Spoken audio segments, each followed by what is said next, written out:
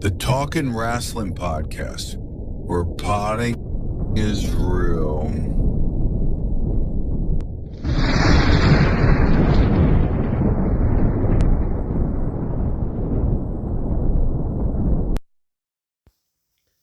Hello, it's episode 69. 69 episodes. 69 weeks. We're 69ing. Happy Pride Month. 69 me, Don. 69 me. Happy Pride. Happy Pride to Kenny Omega and Don Callis only. Hi. It's the 69th episode of Talkin Wrasslin. Mm-hmm. It sure is. For 69 weeks, we have brought... This is stupid, Dylan. I know. Hi. Hello. Are you a child? Is that what this is? Or are you... 69. Nice.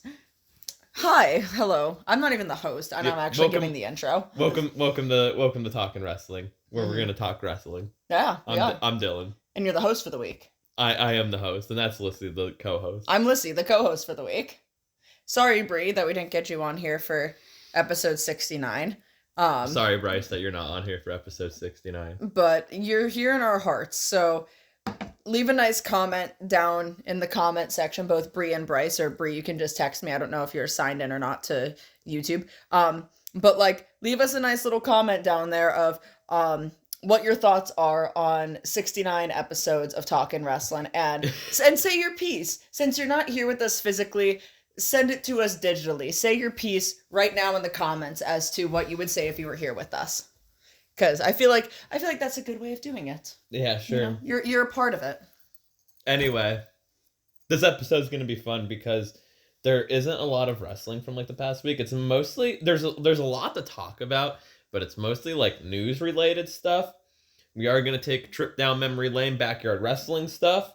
We're going to talk about, we watched ECW One Night Stand 05 because the 20th anniversary is coming up, and I bought a poster of 06. Yeah, I was going to say, it's crazy that we watched this, but we bought the poster for 06 literally, yesterday? Yeah, so. But I decided, we are going to eventually watch 06 and fucking review it. That's a future episode. That's a plan, but I wanted to do 05 because 20th anniversary is coming up.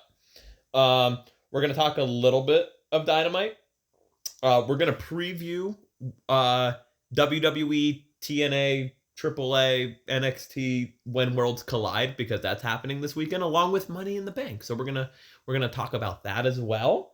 That's a lot. And I finally get to pick a wrestler of the week after a 2-week hiatus of not picking a wrestler of the week. It's been 30 years since Dylan picked a wrestler of the week. I'm mentally exhausted. The anticipation of the week. The anticipation is setting in for wrestler of the week. It's gonna be a good one. Oh boy. Okay. It's gonna be a fucking good one. Okay. Anyway. Mm-hmm. How was your week? Fine, I think. I'm trying to think if anything like crazy, outlandish, wild, crazy, outlandish had happened this week. Not really. I mean, not that this is like anything, you know, overly newsworthy or whatever. But, you know, just a lot of like stress going on. Nothing crazy, nothing major, anything like that. Just the economy sucks. Stress and bills have kind of more so taken over my brain this week. So like anything else that had really happened kind of fell to the wayside to me in my brain and just kind of got like it went in one ear and out the other because I've just been stressed out about bills this week. But we're fine now. Things are fine now. Everything's figured out. I'm actually ever so slightly that we're recording this right now because I was gonna try and convince you to go to Sheetz with me because I kind of wanted to wrap. Like a Sheetz chicken Caesar salad. Oh, bro, I'm sure I'll probably be hungry after this. Yeah, depending on how tired I am. Yeah. Because I have stuff to do in the morning. Like tomorrow morning, not that this matters. Tomorrow morning, I have a union meeting. I was gonna say, what the fuck are you doing tomorrow morning? I have a union meeting, and then actually I was gonna ask you. Let's ask you while we're on the podcast recording. Oh boy. Yeah, why not? Oh boy. I was gonna ask you. I have to go to my dad's house to pick up some mail. Which isn't like that big of an excursion because it's literally around the corner. But would you want to go with me with your nice SUV and try and see if we could put the TV in there for my dad's house? As long as it's before I go to work. Well, I go to work at 4. So do I. So this was gonna be like right after the meeting, probably around like 12 or 1 or something. Okay. So I'll measure the thing though, just to make sure Alrighty. that we have the room for. Because I meant to be doing that for the past couple weeks. My dad has this massive TV. he had this in his living room for so long. I might have told this story a while ago. We're gonna tell a little story quick. I grew up and had a tube TV pretty much until like I think I was in like high school. And then the tube TV finally shit out. My dad got this really nice big flat screen TV. The only issue with it is literally after like a year of getting it, there's this very thin line of dead pixels. And it's just this blue line of dead pixels, but it's like individual pixels. So it's very, very thin. And you don't even notice it when the TV's on at all. But my dad eventually finally got a new TV like fucking 20 years later after this whole thing happened. And it's just sitting down in his basement. And I was like, David, I want this TV because our TV's tiny as fuck and this thing's massive.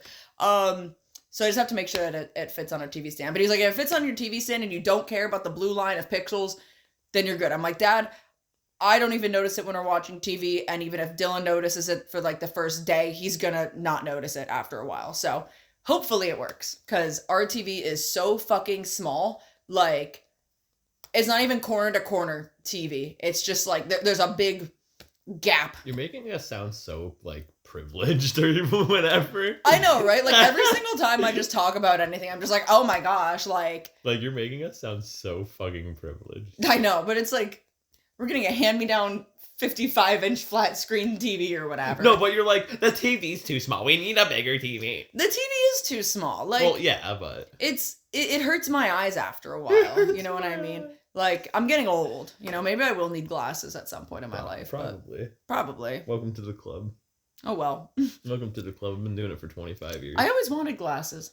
I felt left out. I'm the only person in my family that doesn't need them. They suck. Anyway, that's enough of me yapping. Anyway, yeah. How was your week? My week was boring. Nothing fun? Nothing really fun or exciting happened. Wow. You don't even have any stories to tell? No, not really. No? I don't think so. Not one? No. Like we filmed stuff for like up and coming DCW stuff, but like we didn't get kicked out apart. We weren't filming matches. We were just filming like segments. Yeah. And shit. That's really about it. Doing Juggalo Jesus at 2 a.m. is funny though sometimes. Yeah, that's something to talk about. The fact that Dylan didn't come home till like 4 a.m. the one night. Because me and Eclipse both work nights. Yeah.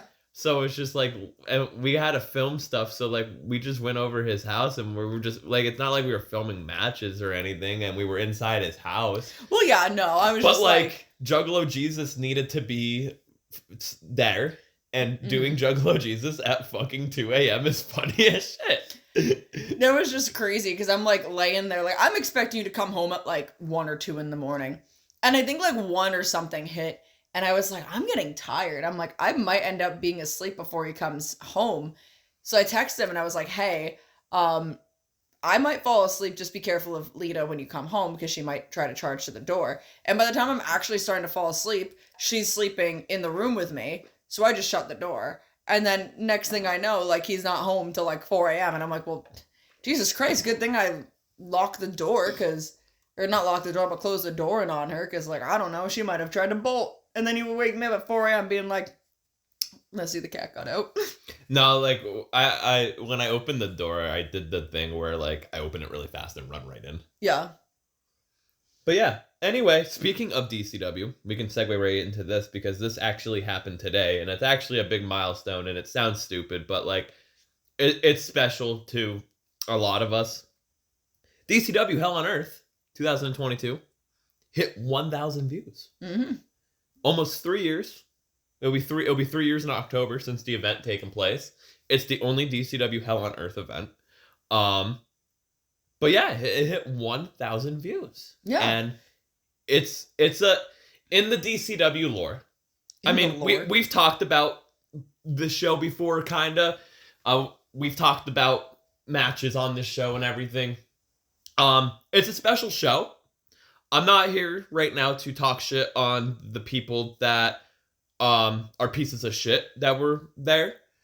Because I always say, and I will openly say it right now, and I'll just leave it at this. The only thing I would change is the opening match. Mm-hmm. And not have it on there. Mm-hmm.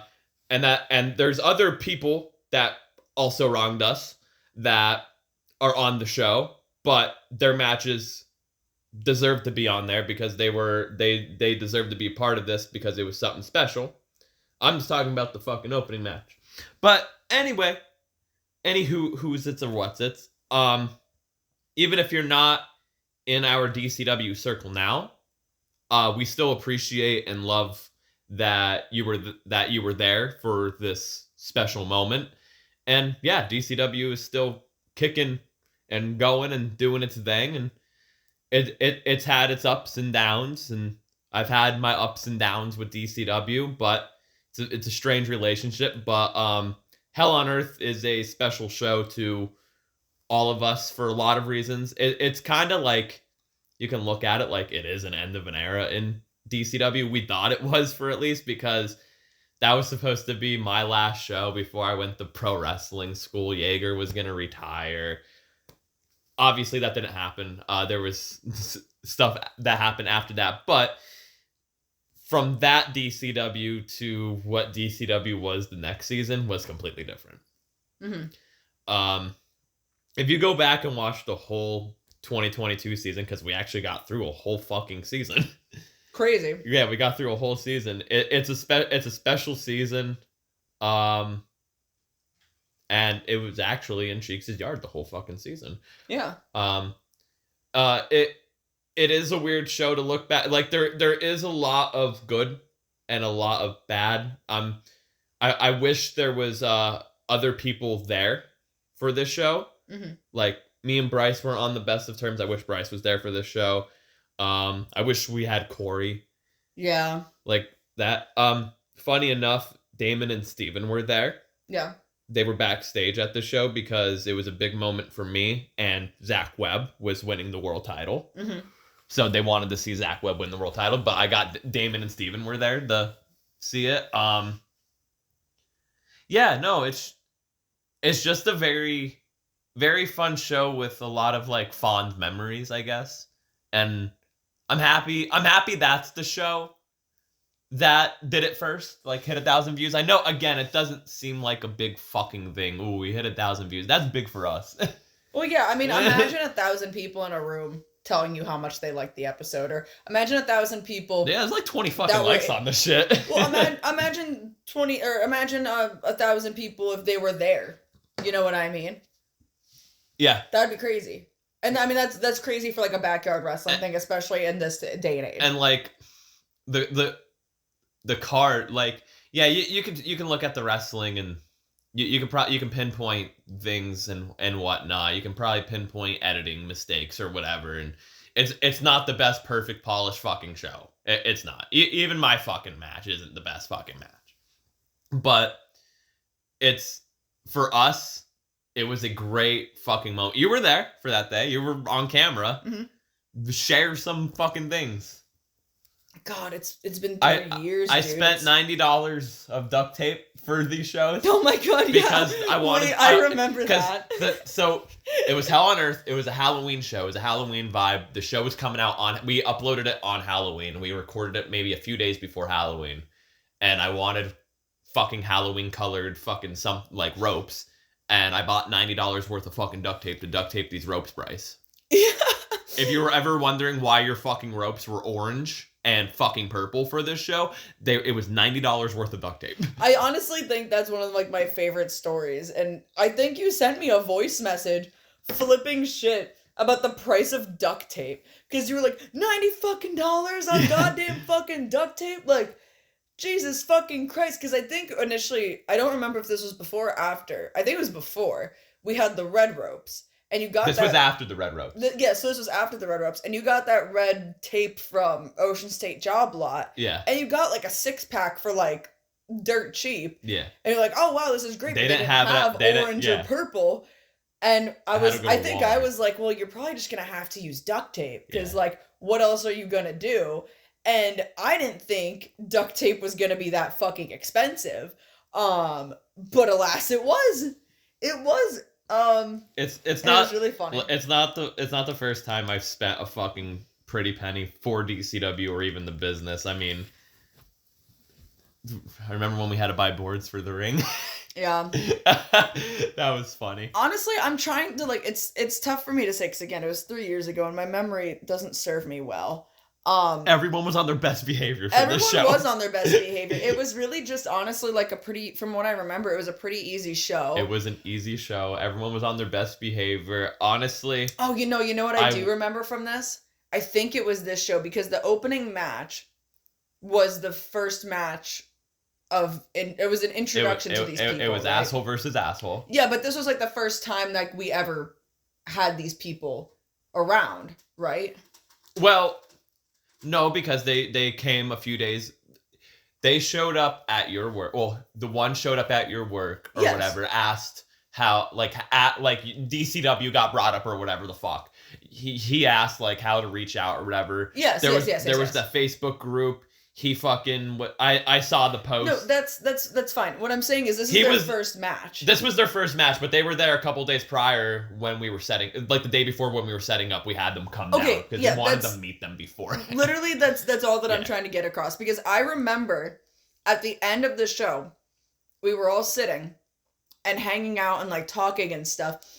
And one of the first things that one of these people, I'm not gonna say who, but the first thing that one of these people like just told us after only really knowing them for like a day was, oh yeah, I'm really good at stealing stuff. Yeah, it was really weird. And we were all just kind of like, oh buddy, that's cool, I guess. And we're like, oh, well, I don't know about all that. I remember fucking Eclipse getting paranoid instantly and started just like looking through his bag and shit. Yeah. Like he was like, I'm making sure none of my shit was stolen. He was like, that's cool, buddy. Let me just take my backpack and just like, don't worry. bro, I'm just looking for like my medication. Like, yeah, bro was looking like I remember him scrambling, making sure everything was there. Like he was grabbing his pockets and he was like, I got everything. He was like, I got my phone, I got my wallet, I got my knife, I got my like it was just like I don't blame him. And I was just like, what a weird thing to say to people. Like the first time you ever meet them. But I do remember, like, and I don't mean this, like, I mean, this is gonna kind of sound mean, but, like, let me explain myself first. I do remember once the show was over, and all the filming was done, and we were, like, on our way home and whatnot, a part of me was so fucking it was a nice sigh relieved. It was because I was like, thank fucking God I'm never gonna have to do anything with backyard wrestling ever silly again. You. Silly me. Silly. Like a year later. Silly you. But like, in fairness, like it wasn't anything necessarily at the time where it was like necessarily directed at anybody in particular. It was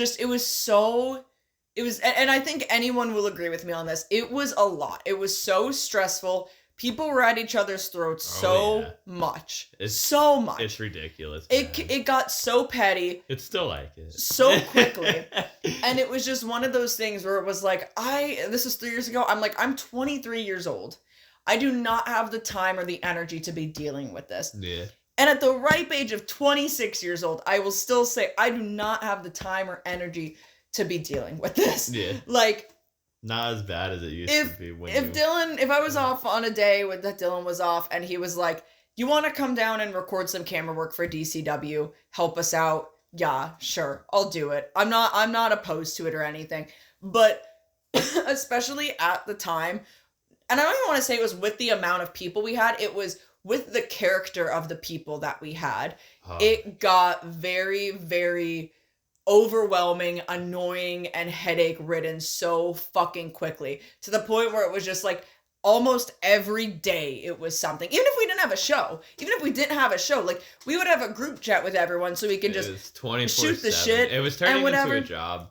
Yeah, and, like, people would just immediately, like someone would say something or another, and one person would take it the wrong way, and then it would be this whole uproar, and then someone would leave the chat, and then everyone would get all butthurt. And then you post the match card, and it's like, why am I on second? Why am I not in the main event? What, Dylan? Who's winning this match? You are. Why is lose? It's fucking. It was a When mess. do I get the world title? Yeah, when do I get the world title? Well, we're booking you for this title, but that's not the world title. Dylan, title. why are you in the main event of this show? Well, because the fucking outcome of it's loser leaves town, motherfucker. I'm sorry. That's why the world title was technically... This was the birth of the thumbtack heel. Yeah. That's why the world, like, the Hell on Earth is weirdly booked. So we always did like a pre-show called The Build. And that would come out like the day before. And it was just mostly like promos and stuff. And that's literally what Hell on Earth is it's all promos and everything. You can catch the Eclipse Dilvon My Way promo package on there, because we did a My Way promo package. And then we put this match, the opening match that's on Hell on Earth is between, this is the only time I will ever say their names, and that's it, is between Coyote Black and Kill 'Em. That should have been on the build, technically, but I guess we were fucking being nice or whatever, and we treated it like a pre-show, kinda. Yeah. Because we also had other segments. Like, we had a really cool... The show kicks off, and it's actually a really cool segment that... I will give Jacob Stone his flowers for this, because he thought of it. It opens up with him carrying his daughter in, and talking to Eclipse, and Eclipse saying, hey, you don't need to do this tonight because you're not under contract. You need to think about your family. It was a really cool fucking segment. And so I enjoyed that. And then was that the same segment where he's holding his daughter and he just sets her down? He's like, hold on, you go over here. Yeah. Yep, that's literally what that segment is. Yep, but it was a really cool fucking segment. And then it goes into their fucking match, and like we're talking about like, oh, it's a pre-show and shit like that. And then it goes into like the intro, Halloween in Heaven, Christmas in Hell. Yes. And then there's a funny segment on this one. It's with me and Zach Webb. Is this the... This is the Big Mike segment. He's 7 feet tall. So we're doing this segment because me and Zach Webb are in the faction at this time, the Keystone Alliance. And like, I'm giving Zach Webb a pep talk. I'm like, you're going to beat Jacob Stone for that world title tonight, right? And Zach Webb's like, and you're going to win the dog collar match tonight. You're going to own DCW. And there's Jacob Yeager as Michael Myers. Sorry, Doomsday. Standing there this whole time. And like in the promo, I go, who's that? And Webb goes, oh, who's that? Let me tell you. This right here, this is Big Mike, and he's 7 feet tall, and you can't teach that. And there's a weird cut in the video because I start dying because I wasn't expecting that. So we had to like pick back up, and then we do my favorite thing is we bring it in. I'm like, bring it in, man. And we hug, and then we stop hugging when we look at Michael, and we bring him in the hug. And then it opens with the world title, and the reason why the world title opens is because, well, I needed to main event with the Eclipse, to be fair, because it was winner take all, winner owns DCW, loser leaves town. That needed to happen, technically, in the main event. And I didn't want to put the world title on after the barbed wire match. And I didn't want to open the show with the All-American title and then do the world title. So I was like, well, we're going to do the world title first. Yeah. So we did the world title first, and it's one of Jacob Stone's best matches to not feature me. They beat the shit out of each other. The rope comes loose in the match, and it wasn't supposed to happen. And I rewatched this today to refresh my memory on everything. They used the rope as a weapon. They made it work. Yeah, they made it work. I went to I went backstage or somewhere to change quick. Yeah. And then I come back out because you hear me in the video. I go, what the fuck happened to the rope? Yeah. I didn't know what happened. I was Dylan literally left for like a minute. Yeah, I left for a minute, and I came back and I was like, what the fuck happened to the rope? And it wasn't anything like major. It was just the turnbuckle literally just popped off. But I just remember being like, what happened to the rope? Yeah. And then the next match was a three-way dance. We did a three-way dance because it had to be different because we had 2 triple threats on this show. But it was a three-way dance between Cheeks, Noah, and Cowboy for the first ever DCW All-American title because the roster was growing at the time, so we had room to make a second belt finally.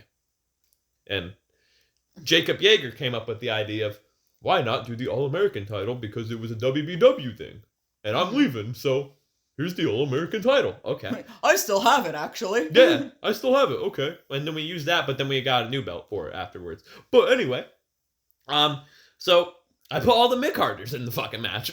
Yeah. Cheeks, Noah, and Cowboy. And, like, even though, like, I'm positive thoughts, even though Cheeks, you know, Yeah.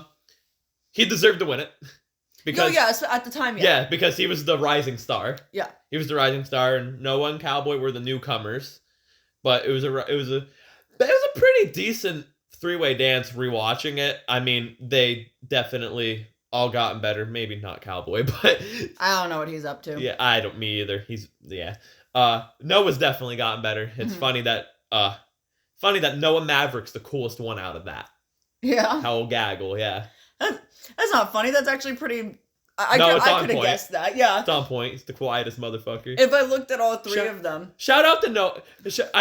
He goes by Noah Hendricks at this time, but now he's Noah Maverick. Shout out to Noah Maverick because he just recently reappeared in DCW. No, who honestly, the fuck's your lawyer? Honestly, one of my favorite things about Noah is the fact that he is so quiet, but he's very much like my coworker Will, where he's very quiet. But then he just says some of the most outlandish things you've ever heard in your entire life. Oh yeah. Noah says some very outlandish things, right, Bryce? When he does talk, it's like, what thoughts are happening in your head at the moment? Oh, I can know what thoughts are in Noah's head when he talks, right, Bryce? Like, it's so fucking funny. Bryce is hearing this. Bryce, don't type what I'm thinking you're typing in the comments. Do not. Keep it PG, Bryce. Keep it PG. Do not say what do not type it. Jaleel, yeah. No, not even that. I know. Not even that. I know what we're talking about. But, no, I don't know. Like, I always like Noah. I don't really, like, I have a hard time, like, talking to people who don't, like, no, Noah's cool. Also, like, not this, I don't mean this in a rude way, but I have a hard time, like, making conversation with people that don't talk a whole hell of a lot. So, like, sometimes it's, like, tough, but, like, I always loved Noah. Noah's always been... And Noah was always the one that whenever some dumb shit happened between, like, certain individuals, he'd be like, man, why are you being such a little pussy? Like... Noah's the easiest motherfucker to book. Mm-hmm. Noah, I need you to do this. Okay. Mm-hmm. Thank God someone's fucking easy to book. Thank God, man. Sorry. I'm popping boba in my mouth. And then we've talked about this match many of times before. The triple threat, no rope, barbed wire death match between Ivan, Chaos the Clown, and Jacob Yeager. And hey, I'm gonna give credit where credit's due, especially for all of us in DCW. Not many backyard wrestling companies have done no rope barbed wire death matches. Is this the match with the barbed wire where Yeager gets fucking pierced? Where he gets stuck? Oh yeah, he gets stuck. Okay, yep. Yeah. He gets stuck. I'm gonna give. I still give Ivan credit because motherfucker decided to just take his shirt off like 2 minutes into the match. Yeah, he was just like, fuck it. Like, okay. He was like, what, 14? Yeah, I'm gonna give fucking Chaos his credit because he fucking took some wicked ass punishment in this match. Yeager. Yeah, there's a spot. There's a fucking spot that Yeager looks like Bruiser Brody, bro, when he does it. Because he takes the whole spool of barbed wire and he's running through the yard. And he whips it at Chaos. And I'm like, that's scary. I'm like, what the fuck, Yeager? He hits him with a wiffle ball bat and it sounds like a gunshot. Yeah. Like, damn, dude. He just killed him. They beat the... Like, bro, I'm gonna give them credit. Like, they fucking were like, yeah, we're gonna have a no-rope barbed wire match. Yeah. Like, okay. They did it, for sure. They did. No one took a gnarly Sabu bump because Yeager kind of knew how to set up the barbed wire. Yeah. I remember that this match was technically filmed last that day, though. Yeah. Because we had to take the ring apart, basically. We had to fucking take the ropes off, and this was like a fucking half-hour intermission setup. Yeah. I took off I was like, I will take off the ropes, and that was it. And that was it. I was like, I will take off the ropes, and after that is you guys. And that's exactly what it was. I don't even think I fucked with the barbed wire.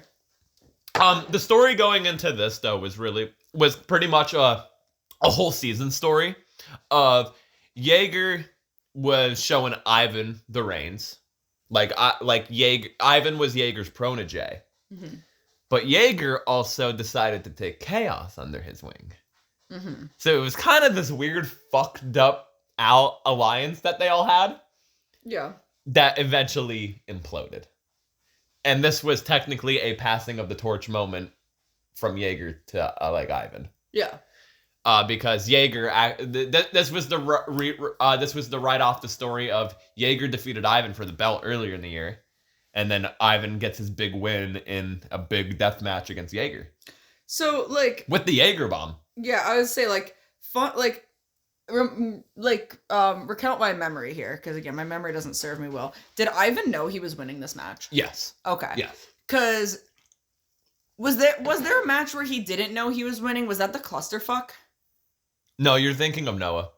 No, that's what I'm thinking of. You're thinking of the triple threat between Noah, Tyler, and Cheeks, where Noah didn't win, or Noah didn't know he was winning. Yeah. Until I knew, Bryce knew, Doc knew, Cheeks and Tyler knew. Yeah. But Noah didn't. That's what that was.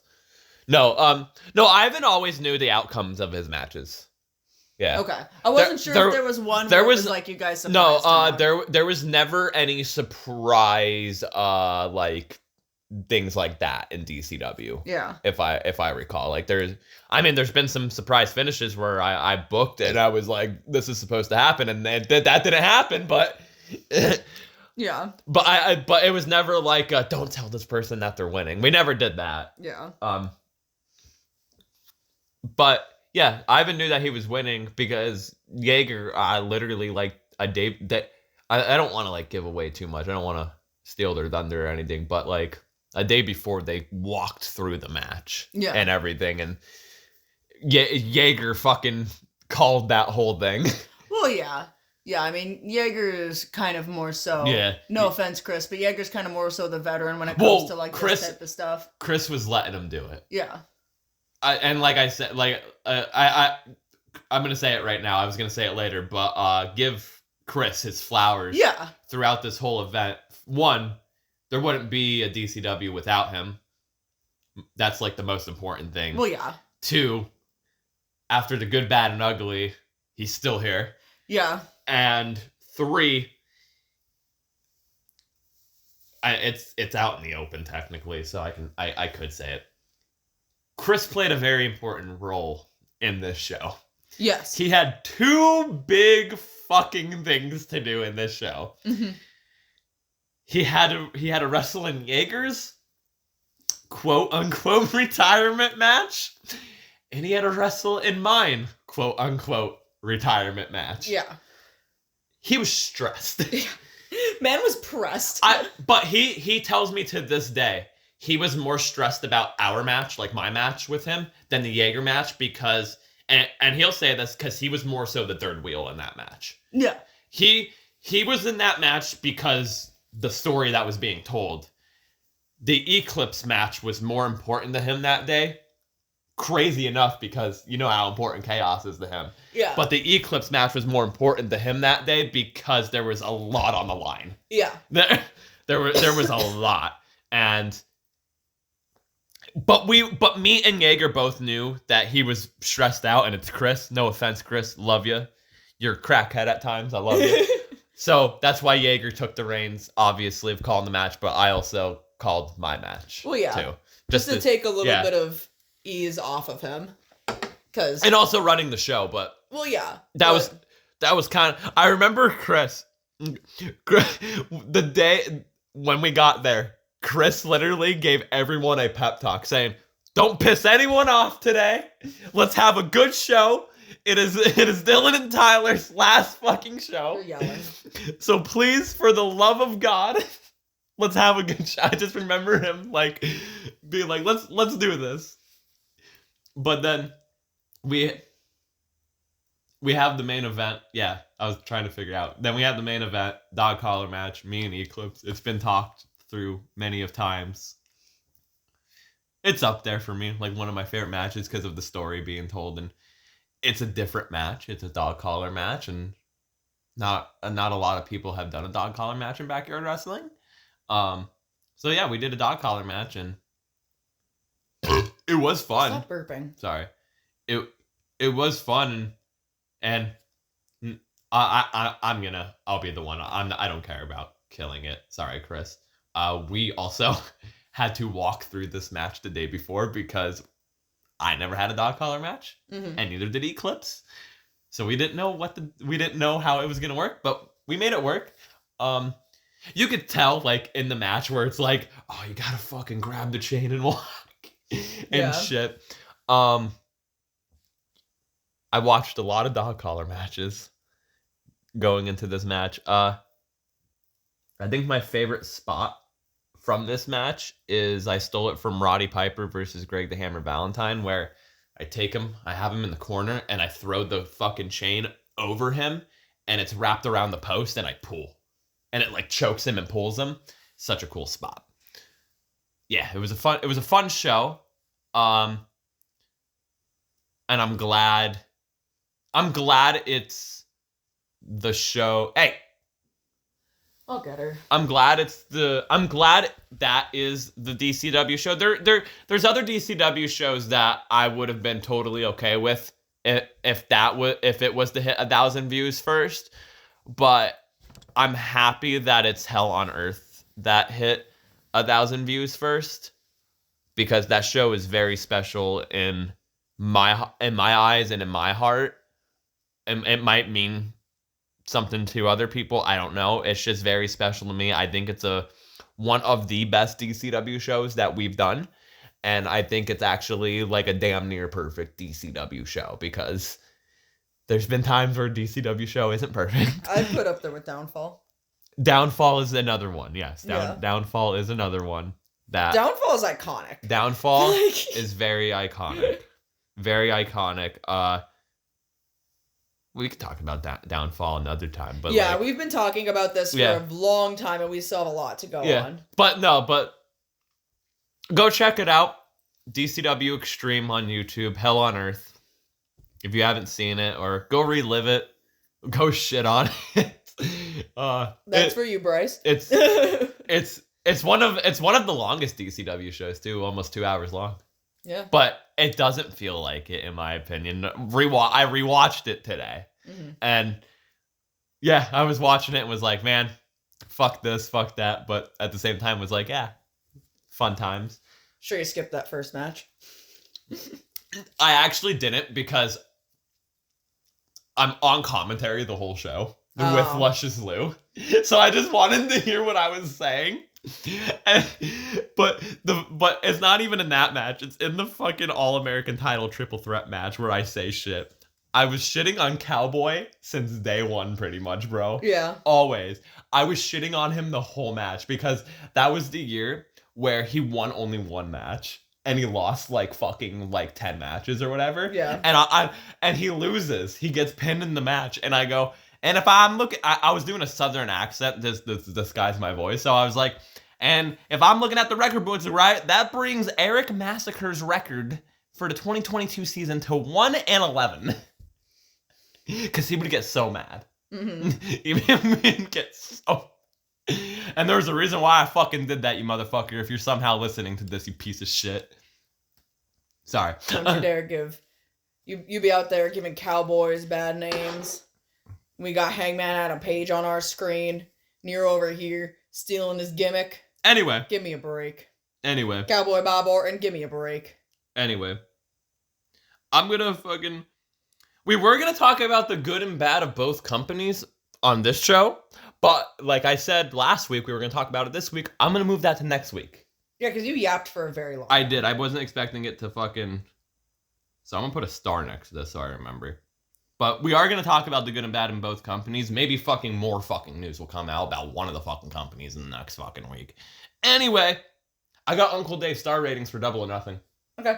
Yeah. I've seen a few, I think. I like reading his star ratings. Just making sure. Okay. These are all of it. So... We don't. He gave Megan Bain and Penelope Ford versus Anna Jay and Harley Cameron on the pre-show. No stars, no rating. What? No rating. And then he gave AR Fox Bandito and Titans Del Air versus RPG Vice and Crew on the pre-show. 4.25 stars. Mercedes Monet versus Jamie Hayter was 4.5. I would have given that 5. Yeah, I would have given that 5.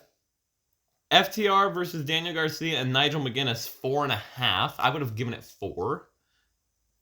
I think 4.5. 4.5 is too high. Maybe 4.25. Ricochet versus Mark Briscoe, 4.5. Yeah. Yeah. Hurt Syndicate versus Sons of Texas, 3.5. I'm no fucking stars. No, that's a little high for me. I would have given it 2. Okada versus Speedball, 4.5. That's a little high. I didn't give a fuck. I would have given that 4. Tony Storm versus Mina Shirakawa, 4. I didn't give a fuck. That's fair. That's a fair rating. Anarchy in the Arena, 5 stars. Agreed. Yeah. Agreed. 7 stars. Samoa Joe got another 5-star match. Good on Samoa Joe. I ain't complaining. Don Callis family versus Paragon, 3.75. Yeah. I didn't give a fuck. Will Ospreay versus Hangman, 5.5. Yeah, broke the scale. So 5 stars. I'm giving it 5.5 because I'm biased. So 5 stars. We don't break scales here. I do. So MVP is going nuts. Oh, wait, really quick, before we get onto that, I meant to actually bring this up. I saw a theory. I don't even know if it's a theory or if Dave actually said this. Theory. A game theory. Or if Dave actually said this at one point. But someone was like, I just like to live my life thinking that, or thinking about how the star rating is actually out of 100 stars and Dave just rates, like, every match criminally low.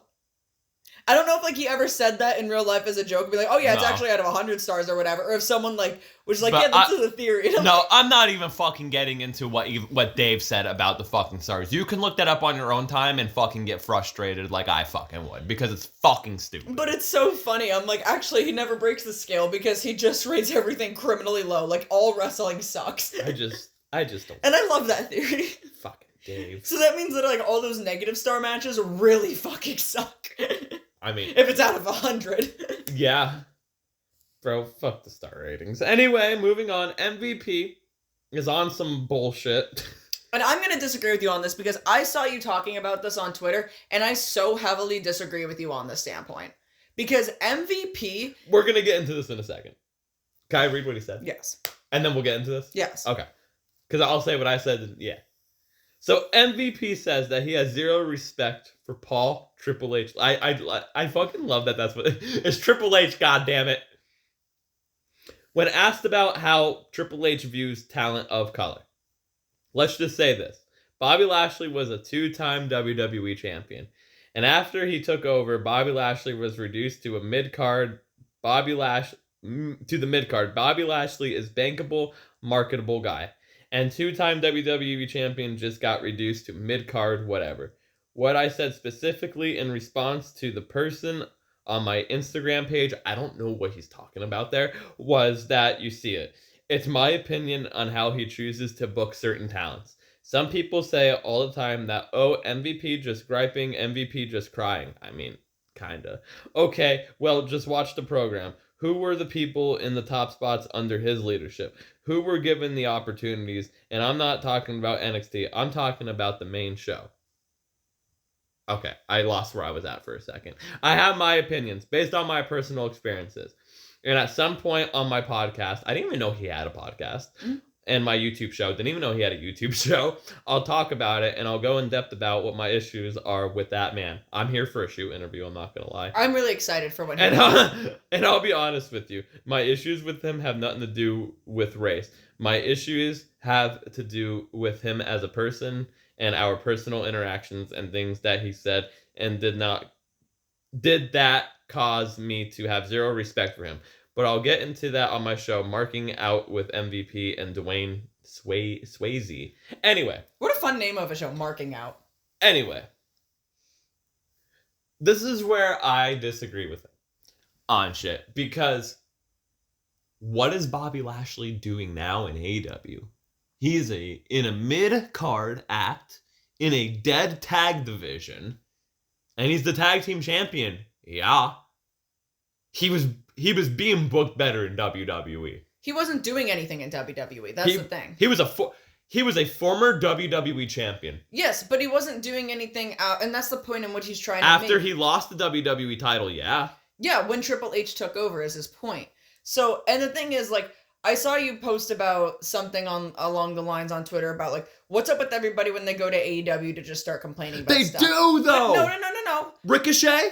I'm not talking about Ricochet. We're talking about MVP. But that's what I'm saying, though. What I'm saying is I don't classify MVP in that category because before MVP was even in AEW, after he was out of WWE, but before he came into AEW, he has been consistently talking about Triple H and the way that he does treat people like people of color. I'm very aware. Yeah, and I don't think that this is any sort of new developments in MVP's personal beef with Triple H and the things that he probably has seen and heard come out of Triple H's mouth. I don't necessarily disagree with him on that aspect either because, like, you have, like, and I mean, look, you can call me, like, chronically online as much as you fucking want for this, but, like, you have people consistently, like, and WWE now, they say, oh, we want to listen to the fans. They never listen to the fans, but they say, we want to listen to the fans. You have so many WWE fans out there that I see genuinely against Logan Paul. Oh, because of the things that he said, the way that he acts, yada, yada, yada, Bro, whatever. fuck Logan Paul. But at the same time, they are putting Logan Paul with John Cena. They're rising Logan Paul up the fucking card. He's a quote unquote, like, good looking white boy that, like, just garners a lot of heat. You know why he garners a lot of heat? Because he's a racist, sexist, transphobic, homophobic motherfucker, and that fits ideally into the fucking concept between WWE and TKO. That's what they fucking want. Like, fucking TKO. And you can say, oh, you're just too much online, you just need to go fucking touch grass and shit, but it's fucking clear as day. It's absolutely clear as day. Like, so, and I mean, honestly, like, what really has Triple H done with other talent that might have fallen into any sort of minority? Realistically speaking. Trying to think. Exactly. Who are the champions in WWE? John Cena. White. Jey Uso. Black. Samoan. Well, you know. Who's the Intercontinental? But see, that's the thing is Jey Uso and is Solo a champion? No. Jacob Fatu is. So they fall into. Hold on. She didn't knock anything down, though. Yeah. The thing is, I'm not, and the only reason I'm not going to count them, and I'm not trying to sound biased, but the only reason I'm not counting them is because they're family with Dwayne. The thing is, MVP did say in this that it's not about race, and we're kind of making it about race, so it's not. We should stop. We should stop, but I'm just sitting here saying, like, the way that TKO and WWE / Triple H. Don't go too in depth. This is more so for next week too. I won't. Like, look at talent.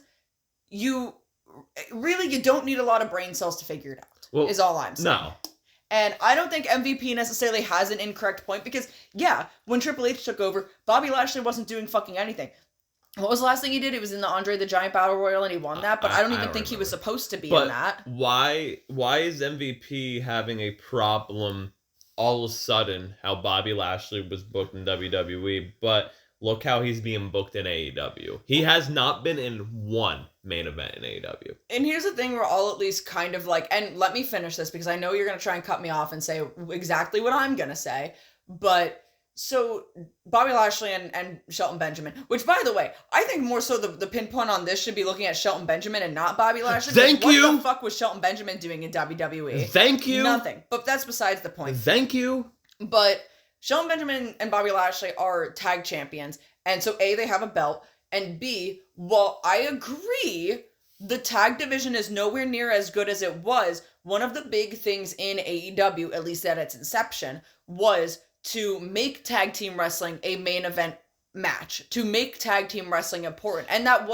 was a thing that WWE or AEW was pushing for a long time, however, has definitely lost its way. So I can kind of see it looking on both sides of like, well, yeah, they are tag champions and they are being booked as like the Hurt Syndicate And that's like their whole thing. So at least they're getting to do what they do, and at least they have gold around their waist for it.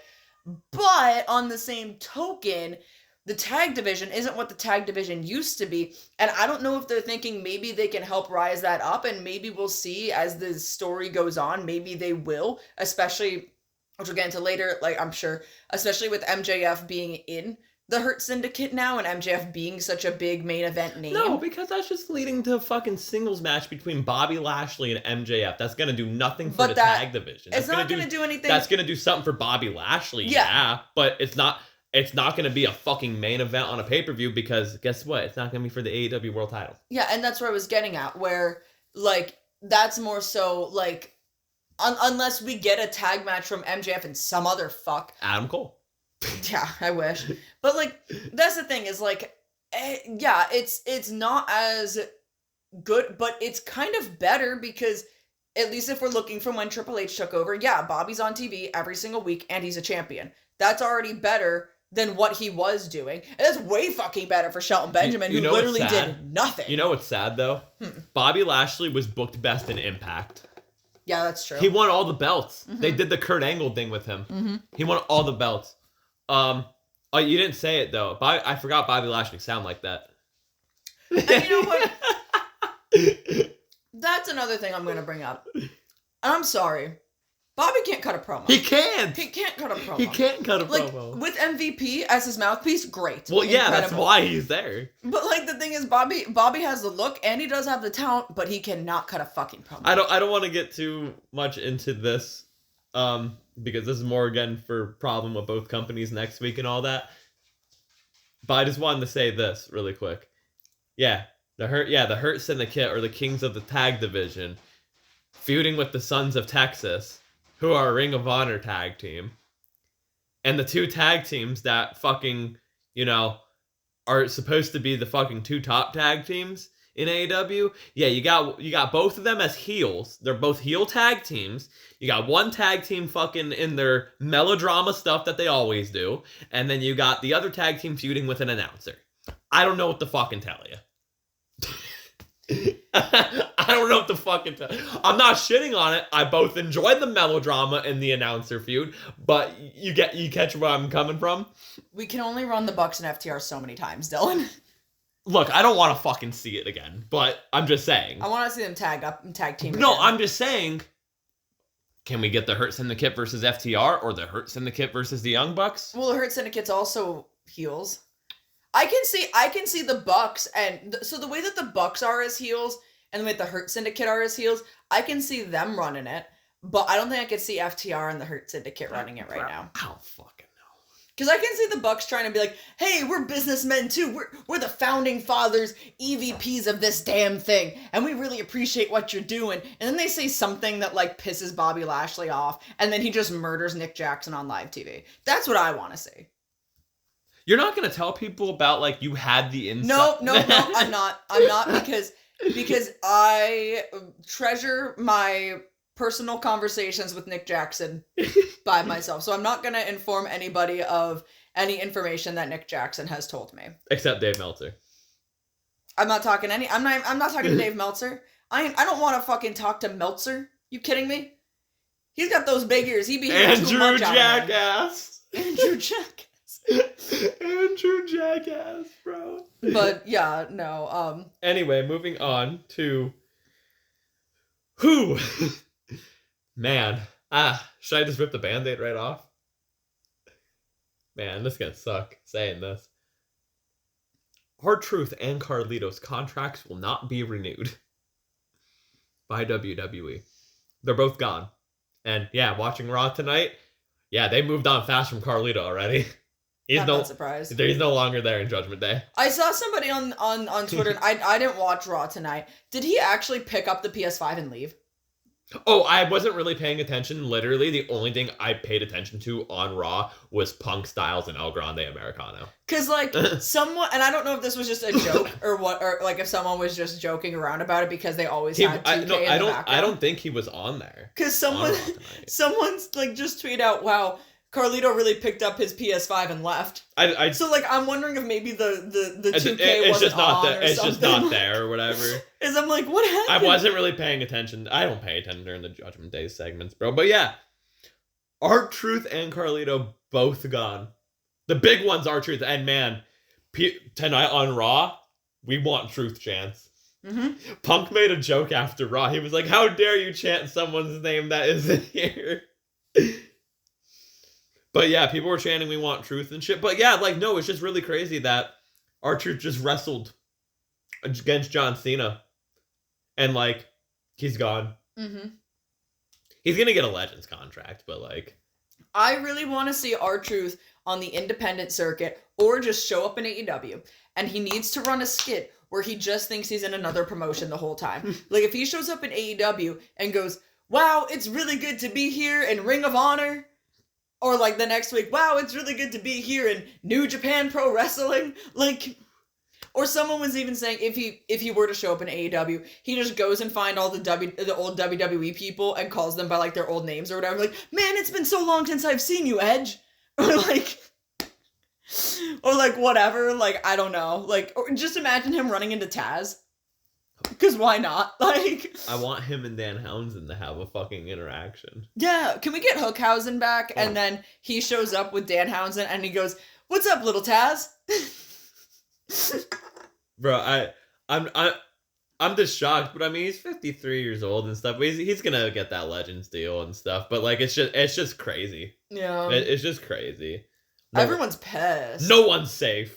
I've seen some fucking AEW or WWE lifers being like, "Oh, well, R-Truth's gimmick was kind of getting old to begin with." And it's like, shut the fuck up, you pretentious fuck.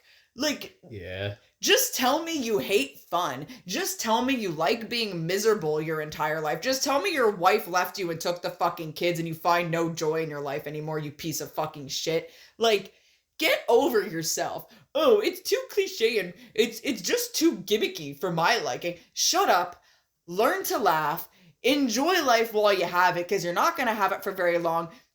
Just like how it seems like just not even 2 years ago, I was just getting into wrestling and found R-Truth as a child and loved him, and now I'm 26 years old and he's been released from the company he was with forever. He's been with WWE for a long time. Mm-hmm. For a long and time. people are speculating The Miz is going to be gone too. Yeah. I can't wait for that AEW. Right? No. Bro, he's gonna wrestle like Misawa. He's gonna be like the second coming of Misawa, Someone just send Miz over. Misawa. Send him over to New Japan, honestly. Bro, imagine him in the G1. Miz is gonna go to TNA. Nah, bro. Yeah, he's going to TNA. Bro, I swear to God, Tony Khan, if you're listening Miz to me. in the G1. Bro, Miz in the C2? Fuck yeah. I swear to God, Tony Khan, if you're listening to this for whatever godforsaken reason, do not fucking sign Miz. I don't want to see him. The only way I will ever accept this is if you take John Morrison or Johnny TV, whatever the fuck he's going by right now, or Johnny Honor, I don't know where the fuck he is, but if you take him and you put him with Miz, I'll let it happen. I'll let it slide. But if you just book the Miz as what's his last name? Mike Mizanin. Mike Mizanin, I'm gonna fucking kill myself. Okay, don't do that shit. Keep him out of there. Nah, bro, it's fucking. Let him have a fucking run, bro. He'll fucking. I hate him. Bro, I hate him. He'll have fucking him versus Will Ospreay, bro. I don't care. I hate him. Bro, a promo battle between him and Will Ospreay. I don't care. I hate him. I don't want him. I don't want him there. They can be called Bruv Awesome.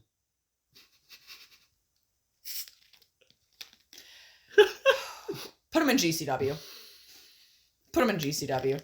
Have him go hang out with Matt Cardona. Miz doing a Texas death match. Sure. On Dynamite? Fuck yeah. But yeah, he took out like all the WWE stuff out of his bio and like unfollowed WWE and shit on Twitter. Cause they fucking released R-Truth. He's pissed. Yeah, so like people are saying it could just be him taking a stance against the company, or it could be him basically being like, "I'm also gone." Or I'm gonna be gone. He's probably gonna be gone. Which is crazy. That's insane. As much as I don't like The Miz, he's a lifer. That's crazy. Yeah, he's a fucking lifer, bro. Like, he's been there since literally day one. He never went anywhere else. Never went anywhere else? Never went anywhere else. Which would be crazy, kind of like the same thing with like Dolph Ziggler, to see him if he were to go somewhere else. Well, it's just like Edge. Somehow how he'd work other places. Like if he were to expand on his wrestling ability. Well, yeah, it's just like Edge. Mm-hmm.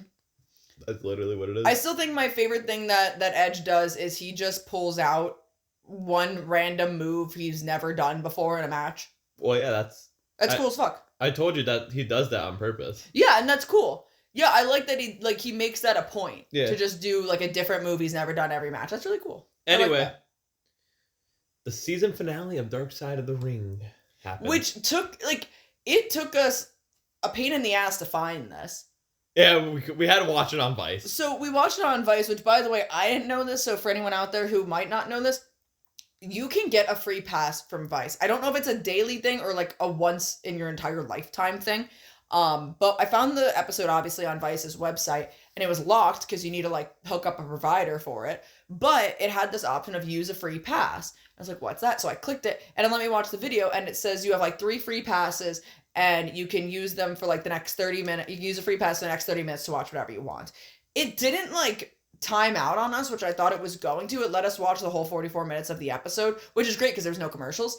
And it didn't time out, so that was really cool. So yeah, if there's ever a Dark Side of the Ring episode you can't find, try the Vice website and try to use a free pass. Again, I don't know if they renew every 24 hours, or again, if it's just you get 3 for your entire life and attached to your IP address. And if you use them up, then sorry, you have to figure something else out. But it's cool because we couldn't find it on Daily Motion for the life of us. But yeah, this was when they announced this, I was hyped. I was so hyped, and I was like, this is gonna be an interesting one because this is on Muhammad Hassan. Cue Bryce singing the theme. It's on Muhammad. He's screaming it in the Target text section right now. Bro, he's going ballistic right now. I'm gonna go to his Target, and you know how they have the Bluetooth speakers? Dylan. I'm gonna fucking play it over the Bluetooth speakers.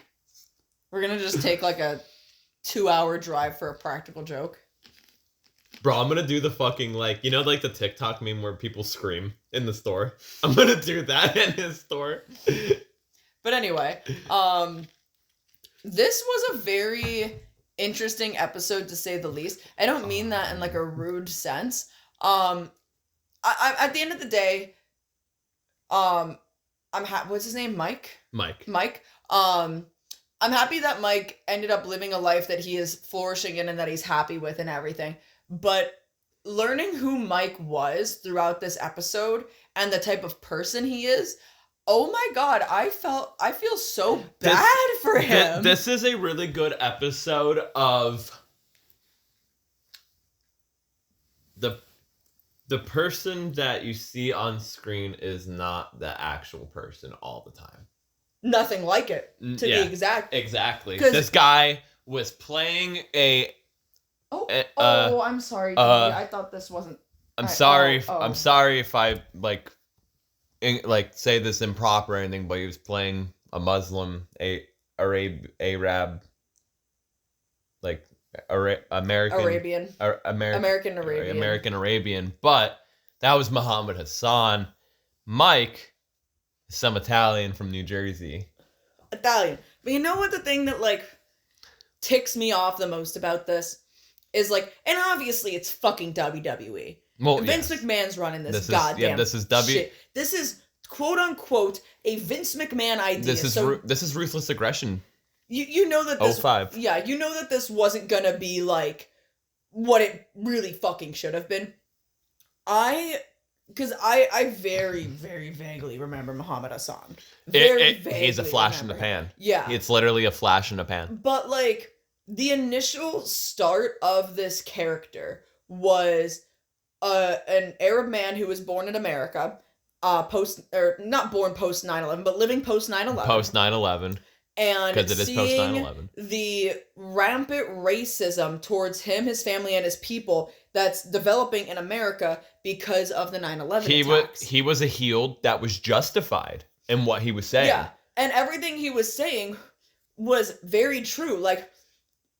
I'm Joe Schmo from down the road, but you're pulling your children away from me. I'm getting and stopped I'm at getting airports. stopped at airports, and people aren't trusting me, and people are like grabbing their bags around me, whatever, because they don't trust me, even though I was born here and I've lived here my entire life. I get called a terrorist. Yes. And all of this. And genuinely, I really fucking liked that angle, and of course, obviously, they make him a fucking heel, but I really liked that angle because it was very true. Now, granted, back in 2005, 2006, I was 7 or 8 years old. So, like, not to sound like this person, but I wasn't really paying attention to politics and racism going on. I was going to say, me. you probably didn't even know what, like, racism was.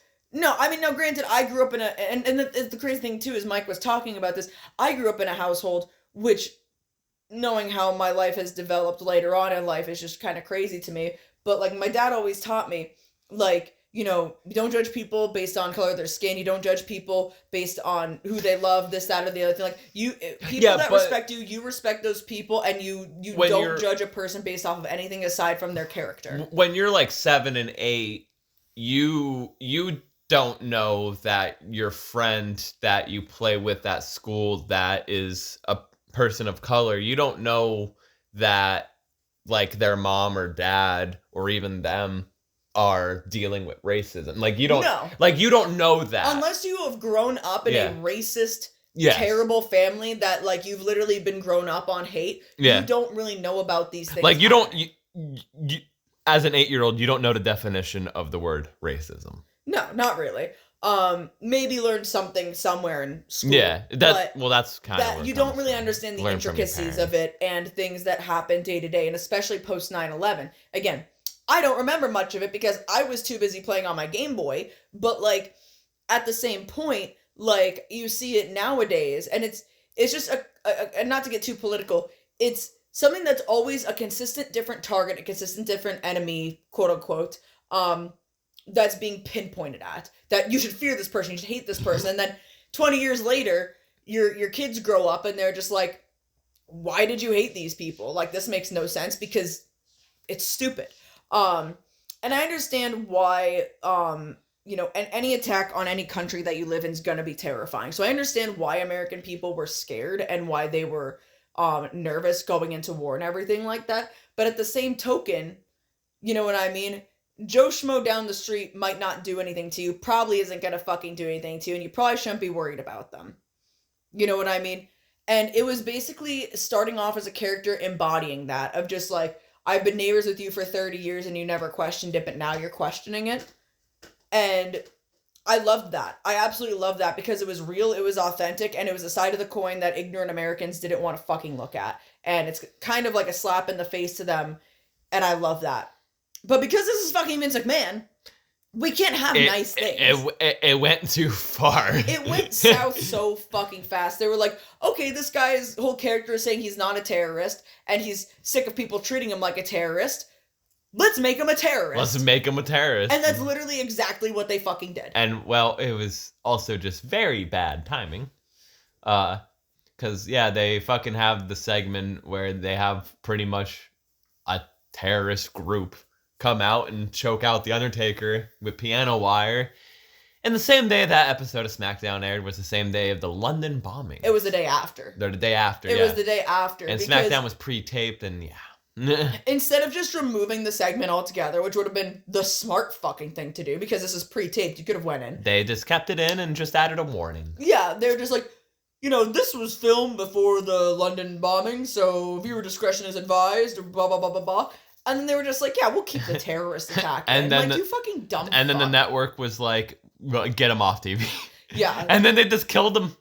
Yeah, so the network, I don't remember which network it was. Whatever fucking SmackDown was on. It was like USA or Sci-Fi or something at the time. Whatever fucking refused to air the show if he was booked. Yeah. So all they could do was put him on pay-per-view. Mm-hmm. So they put him on pay-per-view with The Undertaker, and The Undertaker quite literally murdered him. Yeah, killed him. That like he was just murdered. And Muhammad Hassan was supposed to win that match because he was then going to face Batista in Washington, D.C. for the title and win the title. Mm-hmm. Which is crazy. Yeah. They were gonna win the title, which I'll say it. And In DC. I will say it until the day I fucking die. A foreign heel in wrestling works. It works in America, but it would also work. It works in Japan if you're an American. Mm-hmm. It works in wrestling. A foreign heel works, but you got to be careful of the line that you cross. Yeah. There's a fine line, and you can't cross that line. WWE somehow managed. I'm just trying to think. They managed to do it twice. I don't know if they crossed the line many of times, but with the foreign heel thing, they did it with Sergeant Slaughter. They did it with Muhammad Hassan. Yeah. Yeah, and it's unfortunate because he was talented. Yeah. You know, he was really good. Of course, and it's another fucking OVW guy that Jim Cornette fucking booked, and they fucked it up. Yeah. God damn it! This guy's a fucking Italian from fucking New Jersey, and they're fucking making him a fucking Arab. Unbelievable. God, these motherfuckers. Yeah. These motherfuckers. Vince McMahon was a stupid man. What a fucking stupid man. Muhammad Hassan. And now he's a principal, right? He was I think he works for a school. No, he works in an HR department and for the school, for a local school or whatever. So that's really cool. Well, yeah, because he thought about unaliving himself. Yeah, he kind of just went through the motions, and he said he was very lost in life after he got released from the WWE. And he like kind of sat there and was like, "How many days have I wasted? Like, I keep wasting time. Like, maybe I'm better off." He never came back to wrestling. No, never. And he was just like, "Actually, no, I have wasted too much time, and I'm just not gonna waste any more time." And he didn't. And he's, you know, I think one of the last lines in the show was, you know, "I don't think my best days are behind me. I think my best days are ahead of me, and I'm never gonna be wasting another day in my life again." You know, and that's pretty cool. Yeah, that's pretty cool. So I'm happy for him that overall, and he was even saying it that like he's not angry, he's not upset or anything, like, because he wouldn't have the life he has today without the catastrophic disaster from his past. So I'm happy that it ended up like working out for him in the long run, and that he was able to kind of get out of that headspace and do something really good with his life that he's really happy to be doing. You know what I mean? Yeah. So he seems genuinely like a really fucking good guy. Like a really good guy. Yeah. Anyway, moving on to, well, table spots are already ruined to begin with in wrestling, but now they're just going to be ruined even fucking more. Okay. So this will be a continuation of next week when we talk about good and bad in both companies, but so WWE and Slim Jim partnership is expanding, which we will see Slim Jim be in the center of the ring sponsor on every Raw episode, which started tonight. As we're recording this on Monday night, there was Slim Jim in the center of the ring. That's not new in wrestling. WCW did it before. Oh, I could still go for a Slim Jim. Okay. But also, Slim Jim will be branded on all folding tables on WWE TV and PLEs. Per WWE. Under the new agreement, Slim Jim will become the center ring sponsor during every edition of WWE's weekly flagship program, Monday Night Raw, which streams globally on Netflix. In addition to the in-ring placement, WWE will introduce a first-of-its-kind interrogation which will see Slim Jim branding on all folding tables used across tentpole programming such as Raw, SmackDown, NXT, and WWE premium live events. This branded table placement will create unforgettable moments when WWE superstars snap into a Slim Jim table during matches. The partnership will continue to include custom commercial spots featuring WWE superstars, curated social media campaigns, and WWE superstar appearances at select Slim Jim events. Now, so, hold on. The table spot is just going to be more ruined because someone's going to have to go through a fucking Slim Jim table every fucking week for the sake of advertising. So, like, I just think that this is a little silly. Yes. In the aspect of I already think of Macho Man every single time I get a Slim Jim. And it's not even like the big Macho Man Slim Jims to begin with. Anytime I get a Slim Jim, I hear Macho Man's voice in the back of my head. Snap into a Slim Jim. Like, you know what I mean? Like, I think of that every single time. There's nothing else that I correlate Slim Jims with aside from Macho Man, which in turn is WWE. That's just ingrained in my brain. I don't know if that's for everybody, but for me it is. And I just feel like Slim Jim is already so heavily popularized with WWE. We don't need to be getting excessive with it. Yeah, no. This is excessive. They're getting way too excessive with shit, man. It like this falls into that TKO bullshit. Yep. Again, we will get into that next, like more so next week. That's like problem with both companies. Yeah. Bullshit and whatnot. But when it comes to advertisers, stupid. I'm gonna tell Eclipse that we need sponsorships for DCW. Like, can we put imagine us like putting sponsorships on tables and shit? Fucking Halloween fucking spirit. Halloween spirit. Halloween spirit. It's just fake things. Buck stars. I'd let you do it. Fuck it. Dollar Family. Dollar Family. The Tree of Dollars. Tree of Dollars. General Dollar. Mart Wall. Dart. Instead of Target, Dart. Dart. Fucking Christ. Anyway, moving on to Dynamite. There was only a few things from Dynamite. Quick little thing I gotta say here is Hangman, Swerve, and Ospreay are the new pillars of AEW. I love that Ospreay is so naive. Such a bundle of unknowledgeable thoughts. A bundle of joy. Where he just waltzes his little ass into the ring and goes, "Look, buddy, it wasn't you. I thought it was going to be me, but it's not me. It's that guy right there that's going to save AEW, and we should all work together." And I love that he just thought that was going to work. He tried. I also love how he's just being an elite girly on fucking Twitter now, because like there was one of those posts that was like, name an opinion that you'll defend that'll have you like this, with like that gif of like Michael Jackson with like the gun pointed to his head or whatever. And he goes, "Hangman and Swerve don't need to be sending each other Christmas cards, bruv. They just need to get along and then can go back to beating the shit out of each other. Bruv." And I'm like, that is literally so elite girly core of you saying. Like, what the fuck? Yeah, bruv. But I believe in him. I think we'll get those Christmas cards one day. I think we will. No, I mean, great fucking promo from Hangman as per usual. He always cuts a great fucking promo. Love that no matter when Swerve's music hits, he gets war flashbacks. That's incredible. And interesting to put Ospreay in the middle of it. Swerve, if you cost Hangman this fucking belt, you're gonna have your second house burnt down. Because I'm on my way. I'm on my way. All right, so I'm on my way. I'm gonna need you to swerve out of the way and just let Hangman win the belt. That's all I'm saying. Not a threat, promise. But anyway. Not a threat, just a promise. Just a promise, but anyway. Anyway, the Toni Storm and Mercedes Moné round 1 was good.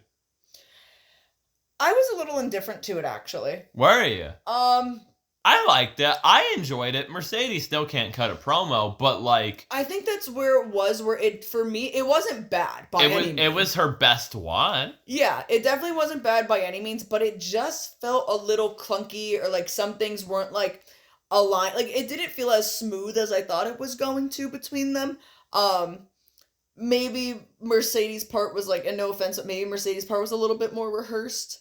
And that's kind of why it didn't feel as like organic with Toni, because Toni can literally just rattle off whatever the fuck she wants to say and make it sound great. You know what I mean? Yeah. And Mercedes, she's not the best promo. And I think she does have a writer. So. Well, yeah. Pepper Day is her name. Yeah. So. Whatever her name is. I think that's the kind of thing where it can kind of get a little mismatched, but it wasn't bad. I was just kind of expecting it to be a little better. You know what I mean? But it is what it is. I mean, I'm not mad at it, you know? I wasn't listening to it and saying, "Oh my god, like, shut the fuck up, this shit's garbage." But you know, is what it is. Yeah. Anyway, moving on, we're going to preview WWE, NXT, TNA, AAA, When Worlds Collide, because we are going to watch it when we get a chance. It airs Saturday at 3 o'clock on YouTube. So when we get a chance, we'll watch it. They really said, hey, can I copy your homework? I actually really want to watch this. I'm interested to see what a WWE presentation of When Worlds Collide is going to happen. Like, I wish Rey Mysterio was wrestling on the show. That's really about it. But it's going to be from the Kia Forum in California. Anyway, the match is announced. We got a 6-man tag match. Sorry. Well, yeah, why are they calling this a 6-man tag? It's a fucking luchador show. It's a fucking trios match, you fucks. It's Legado del Fantasma, the team of Santo Escobar and friends. The team Santo Escobar and his 2 fucks. Teaming up. I'm really interested to see this. Teaming up to face El Hijo D. Dr. Wagner Jr., Pagano, I think is how you say it, and Psycho Clown. I'm interested to see Psycho Clown. I've seen some of his work. I'm interested to see Psycho Clown. Okay. Do you want to know what Psycho Clown looks like? I have an idea. That's Psycho Clown. Yep, I was right. I'm interested, though. For the AAA Mega Championship, this will probably be the main event. El Hijo del Vikingo versus Chad Gable.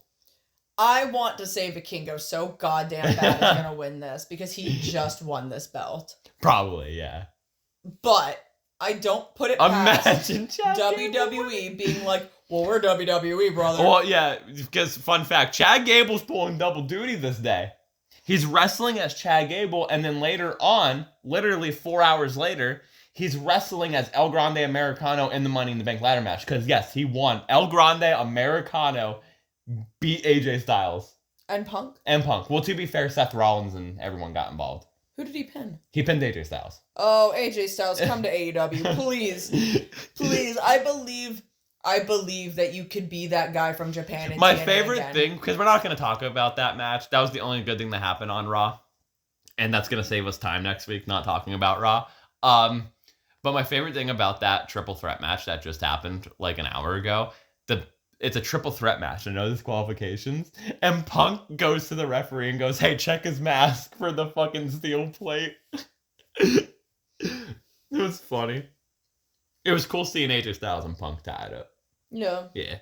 A fatal 4-way match for the NXT North American Championship, as Ethan Page will defend his title against Javon Evans, Laredo Kid, and Rey Fenix. Okay. This is going to be wild, probably.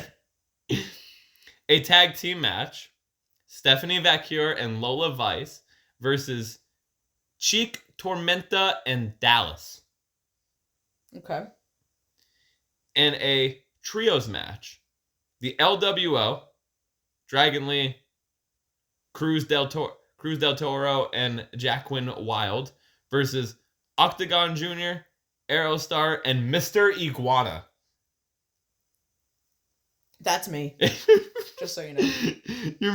I'm Mr. Iguana. You're Mr. Iguana? Yeah, that's me. Okay.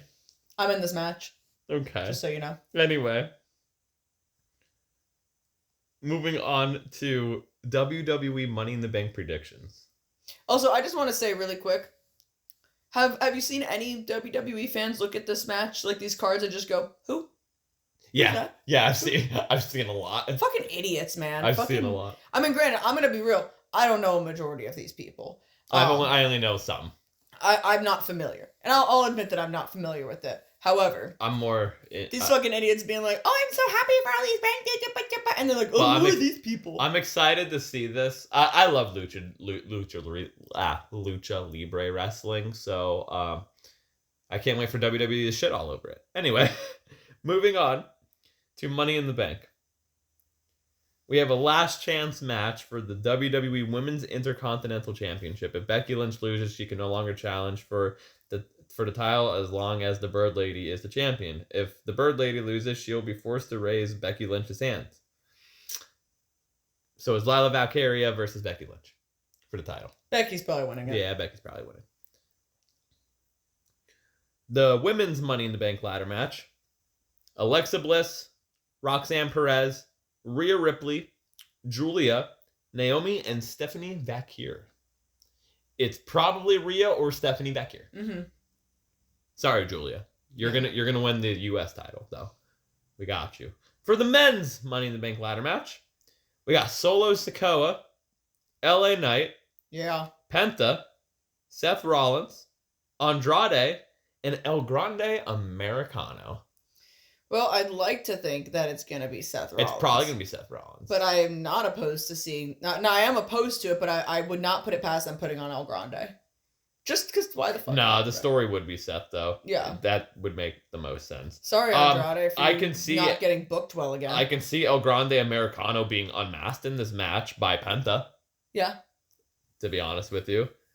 It would be really funny if Penta and Andrade beat the fuck out of El Grande because they're luchadors. So what if fucking El Grande Americano gets unmasked and it's just Rey Fenix? It's me.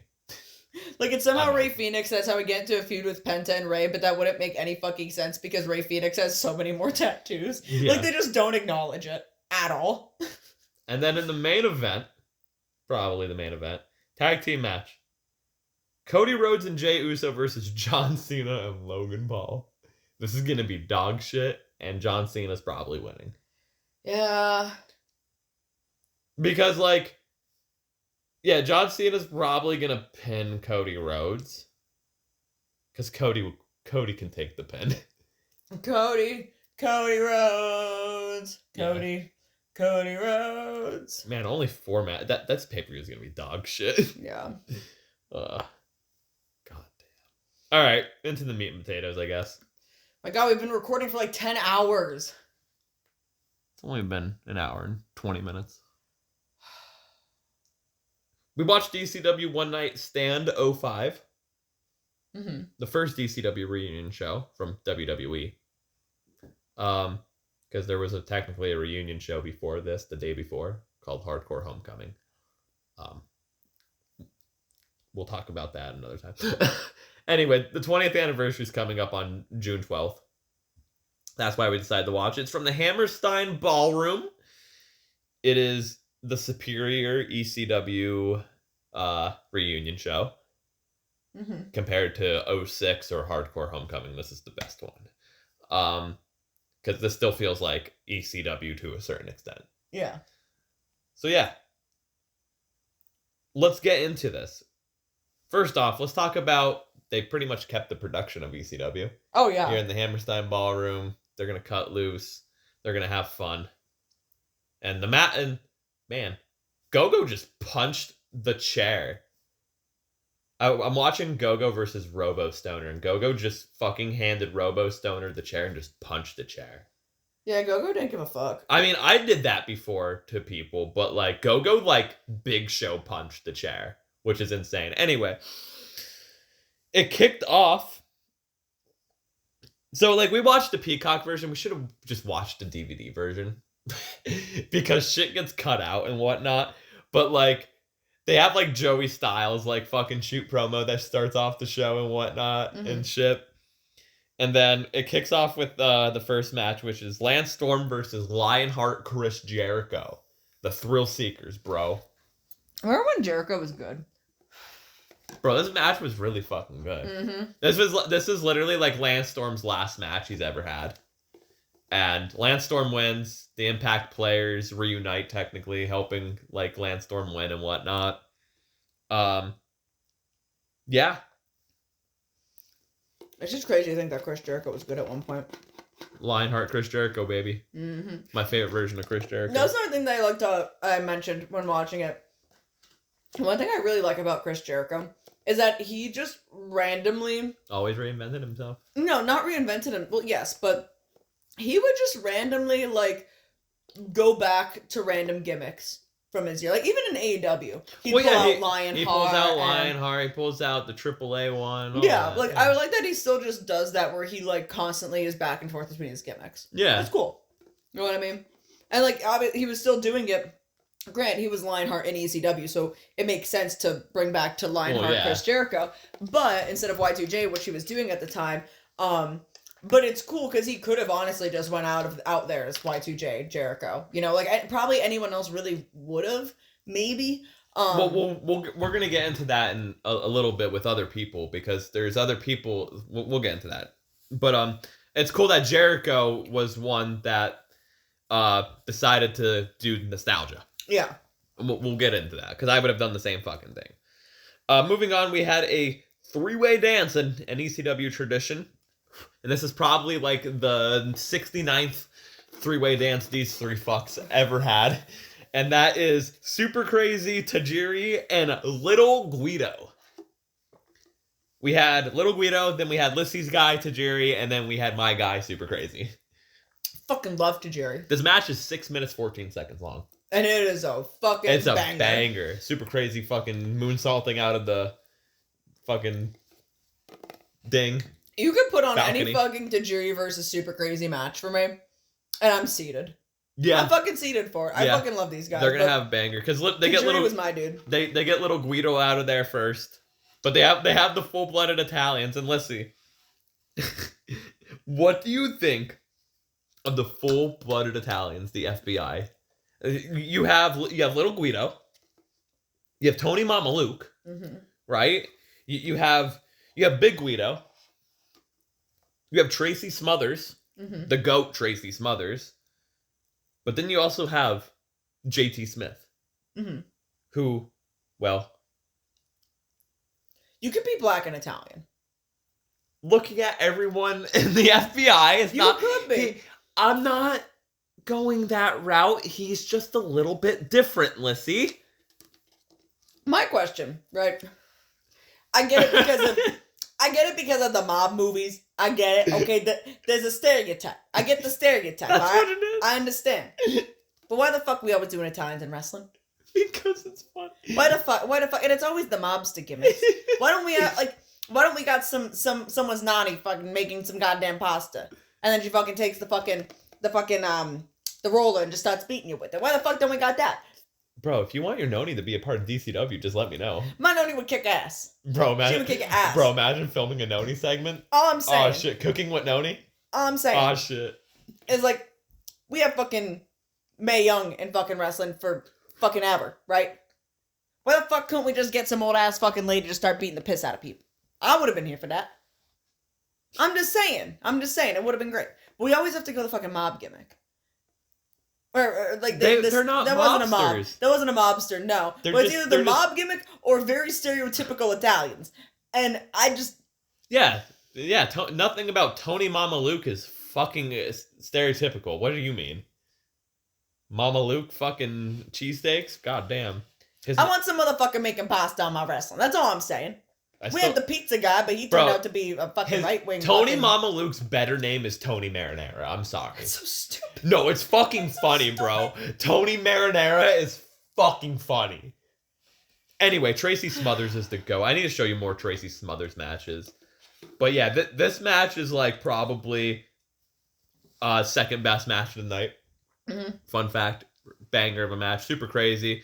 It's also crazy. This is when Super Crazy was doing the Mexicools with Juventud Guerrera and Psychosis. Which, speaking of Psychosis, that's the next match.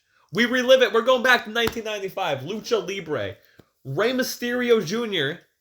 doing his WWE stuff versus Psychosis, who comes out wearing the mask, but then he takes it off. Mm-hmm. Because fuck nostalgia. And the crowd fucking hated it. Let the pretty boy be pretty. The That's all I'm crowd saying. is chanting, put the mask back on. They're booing Rey Mysterio. I get it. I get it. Let the pretty boy be pretty. Just let it happen. It looked great. Match was fun. These two have had better matches against each other. No, but it was still fun. Yeah. You know what I mean? It wasn't like dog shit. No. But it was fun. Then next we had a cool RVD shoot promo because the SmackDown and Raw guys come and running your mouth and Yeah. shit, and your mother taught me how. RVD comes out, cutting the iconic promo. He's shooting. Then Rhino comes out, beats up RVD, and then the lights go out, and then it's Sabu. Mm-hmm. And then we get Sabu versus Rhino, and I had to let Lissy in on a little fact that, like, literally a few weeks before this, Sabu was in TNA doing the barbed wire massacre match with Abyss. Because I was like, why the fuck does Sabu just have random pieces of tape on him? I was like, just bro, random I was like, pieces bro, of tape. both these fucks were just in TNA, like, a couple weeks ago. Yeah. And then I was like, oh, he's covering up them scars. I'm like, what about that giant one on his chest that's not covered? Like, what does he think 3 pieces of tape are doing? Nothing. Literally nothing. Sabu, you crazy motherfucker. But yeah, Sabu gets the win. RVD couldn't be on this show because of the torn ACL. And meniscus. I tore my meniscus once. Moving on. This is still crazy that this is the first time that these two ever had a match in ECW, because they never had a match in ECW. They've wrestled each other many of times. That's Benoit and Guerrero. Mm-hmm. And boy, this isn't their best match. And I mean, there's a story behind it. You can literally see it at the end of the match where Eddie literally says to Benoit, I owe you. Because Eddie was not his best. This is literally fucking 5 months before Eddie dies. Yep, that's what did it. Yeah. Yep, that's what did it. Yeah. And to be fair, the crowd was, like, more focused on the Raw and SmackDown guys at this point because they're, like, chanting shit. Yeah. Because after this, Paul Heyman comes out. He cuts his promo, the infamous, I got 2 words for you, Edge. Matt freaking Hardy. That was 3. That was 3. The reason why you held the WWE title for years is because Triple H didn't want to work Tuesdays. Shit was nuts, bro. Shit was nuts. Then next, moving on. Oh, my eyes aren't red because I was crying. I just smoked a joint with Van Damme in the back. Moving on to the co-main event. One of the best goddamn matches to ever happen in wrestling. This is up there. This is in my top fucking 10. Like, you ask me favorite matches of all time. Ooh, that might be interesting. I'm not doing that. Interesting pod episode. But top 10 favorite matches of all time. This is up there. Mike Awesome versus Masato Tanaka. These two have had bangers in the past in FMW and ECW. But it's just fucking crazy that these fucks let it loose on an ECW reunion show promoted by WWE. Mm-hmm. We're going to ignore Joey Styles' commentary on this. Yeah. Because of what happens to Mike Awesome a couple years later. But, goddamn, we don't give a I'm not a CTE guy. I don't believe in it. I don't believe in CTE. That's literally what this match is. They beat the fuck out of each other. Dee, come up here. Chair shot Jones over here. Lizzie, what do you think of this fucking match? It goes 9 minutes, 52 seconds. It kind of doesn't feel like it goes 9 minutes. And I'm not saying, like, it feels like it was longer, but not in a bad way. You know what I mean? They just beat the fuck out of each other. Yeah, they were just literally killing each other. Tell me about the finish of this match. Because the finish is one of my favorites. What was the move that was through the table? Was it just like a power bomb? It was an awesome bomb. It was an awesome bomb. And then, what was it, a suicide dive? Yeah, he fucking jumps over the top rope. Yeah. He does. Like, literally, he just shoots into frame. Remember I showed you the video of Cameron Jackson hitting the table? He does that. It's fucking ridiculous. It's so fucking funny, bro. It's insane. But yeah, Mike Awesome and Masato Tanaka, they beat the fuck out of each other. And then in the main event, the Dudley Boys defeat the team of Tommy Dreamer and the Sandman. And the Sandman has an iconic entrance. As always. Not on the Peacock version. Yeah. But he has an iconic entrance. He comes out, the fucking Enter Sandman, all of that shit. This match is nuts. Okay, Dee.